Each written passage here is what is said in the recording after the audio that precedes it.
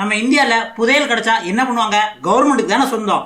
ஆனா யுனைடெட் ஸ்டேட்ஸ்ல புதையல் நீங்க எடுத்தீங்க அப்படின்னா அந்த புதையல் உங்களுக்கே சொந்தங்க. இது யுஎஸ்லயே அந்த ஒரு வைர சுரங்கம் தான் இருக்கு. இந்த வைர சுரங்கத்தை பத்தி கேட்டோம் அப்படின்னா ரொம்ப கிரேசியா இருக்கும். என்ன அப்படின்னு கேட்டீங்கன்னா, இந்த வைர சுரங்கத்துல நீங்க எவ்வளவு வைரம் தோன்றீங்களோ அந்த வைரம் உங்களுக்கு தான். அந்த இடத்துக்கு பேரு கிரேட்டர் ஆஃப் டைமண்ட்ஸ் பார்க். இது எங்க இருக்கு அப்படின்னு பாத்தீங்கன்னா முர்ஃப்ரீஸ்பரோ அர்கன்சா அப்படிங்கிற இடத்துல தான் இருக்கு.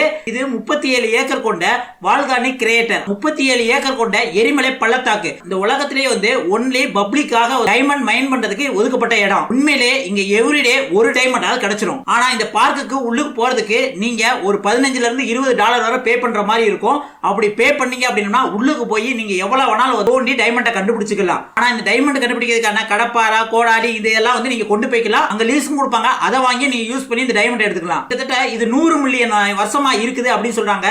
அதாவது 1924ல ஒரு விவசாயி 40 கேரட் டைமண்ட் எடுத்தாராம். இதான் யுஎஸ்ல மிக மதிப்பு மிக்க உள்ள டைமண்ட் சொல்லப்படுது. இந்த மாதிரி பல $1000s உள்ள மதிப்புள்ள டைமண்ட்ஸ்லாம் அங்க கிடைக்குதுன்னு சொல்றாங்க. அதுலயும் முக்கியமா இந்த டைமண்ட் மைனிங் பண்ற எக்ஸ்பர்ட்டோட பிகினர்ஸ்க்கு தான் அதிகமா கிடைக்குது. இந்த டைமண்ட்ஸ்லாம் பிரவுன், பிளாக், ஒயிட் இந்த மாதிரி கலர்லயும் கிடைக்கப்படுது.